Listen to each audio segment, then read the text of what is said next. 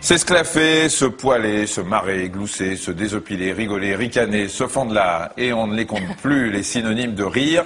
Et s'ils sont si nombreux, c'est peut-être parce qu'ils reflètent la complexité du phénomène. Un phénomène qui met en jeu les fonctions musculaires, respiratoires, nerveuses et aussi psychiques de l'individu. Oui, il faut savoir que le rire commence dès le plus jeune âge, puisque le bébé sourit dans le ventre de sa maman. Le rire, c'est la santé. Cette assertion que nous tenons de l'Antiquité est devenue une expression de la sagesse populaire. C'est aujourd'hui une donnée médicale expliquée et vérifiée depuis quelques décennies seulement. Premier élément d'explication, le rire est un réflexe. Un réflexe dont l'excitant peut être physique, le chatouillement, psychique, une situation de surprise, ou bien intellectuel, une bonne blague, celle de Michel notamment, qui sont toujours excellentes. Vous me gênez. Le rire va être une réponse physique involontaire à une émotion plaisante. Mais comme pour toutes nos réactions, tous nos réflexes, c'est bien sûr du cerveau que tout part. Et là, je ne sais pas si c'est vrai pour Michel. Très bien, on va partir sur cette partie donc anatomique. Vous avez eu peur, hein. Le rire provient, et c'est important, de l'hémisphère droit du cerveau. C'est ici. Mais pas n'importe où. Dans le cortex préfrontal. Voilà, c'est ce que je vous montre ici en noir. Ça, c'est l'avant, ça, c'est l'arrière. Voilà.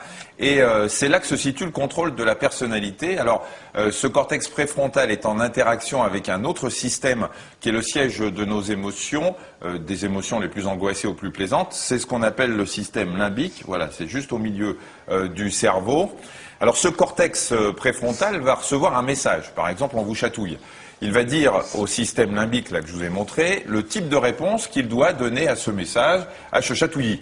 Le système limbique va ensuite ajuster son niveau de réponse. Soit, si vous n'êtes pas trop chatouilleux, vous allez juste faire un petit sourire du style « tu ne m'auras pas ». Soit c'est incontrôlable et c'est l'hilarité. Et c'est tout ça, ça vient du... On vous chatouille les aisselles et ça va dans le milieu du cerveau. Vous vous rendez compte? Et que le rire soit timide ou franc, il provoque une série de phénomènes physiques extrêmement bénéfiques pour notre santé. Sonia Doge et Olivier Leplan nous les détaillent.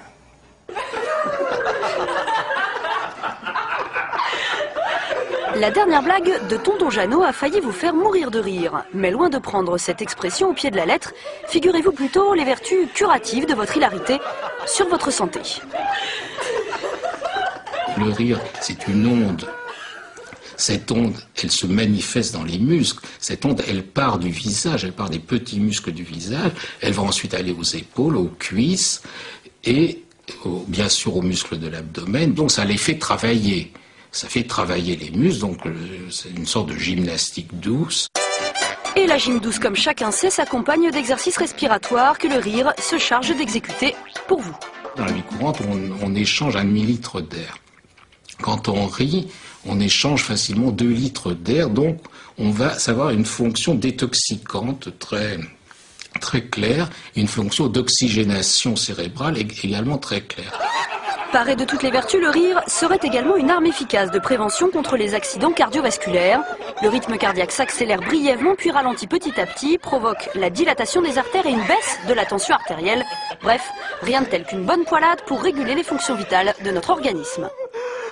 Ça va faire un effet de massage au niveau du tube digestif. Le massage du tube digestif, ça améliore la constipation, ça fait mieux travailler la vésicule biliaire, donc on digère mieux. Enfin, il y a des tas, si vous voulez, d'effets mécaniques qui se comprennent très bien. Mais le plus important, c'est ce qui se passe dans notre cerveau. Le rire, vous allez rire, nous fait voir la vie en rose. Quand on rit, on va fabriquer des substances contre l'anxiété. Il y a des substances antidouleurs, puisque les premiers effets bénéfiques du rire ont été découverts à propos des antidouleurs, des endorphines, c'est-à-dire des morphines naturelles. Quand on rit, on fabrique davantage d'endorphines, c'est pour ça que ça a une action contre la douleur.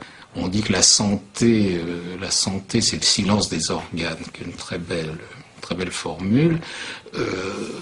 Ça veut dire que quand on est en bonne santé, tout fonctionne dans le silence et on ne se rend compte de rien. Et on peut récupérer par le rire, c'est une des façons de récupérer le silence des organes. Alors le rire nous fait donc du bien, on aurait tort de s'en priver. Pourtant, sachez que d'une vingtaine de minutes de rire par jour en 1939, c'était juste avant la guerre, on a moins ri après, nous sommes passés à 6 minutes dans les années 80 et à peine 60 secondes aujourd'hui. On espère qu'on participe un petit peu à ces 60 secondes de temps en temps. On est au-dessus de la moyenne. Hein. Ouais, c'est bien triste et pour y remédier, certains ont décidé de faire appel à la rirothérapie, c'est la thérapie par le rire. Certains centres hospitaliers aux États-Unis ont aménagé des salles où on présente aux patients toutes sortes de matériels humoristiques pour se détendre. Oui, aux États-Unis toujours, certains centres médicaux pratiquent des inhalations de gaz hilarant ou protoxyde d'azote. C'était au départ un gaz utilisé pour des anesthésies de courte durée. Son effet hilarant est connu depuis la fin du XVIIIe siècle. En France, il existe des thérapies par le rire. On va le voir sur ces images tournées dans un club de rire. Plusieurs se sont ouverts un peu partout sur le territoire.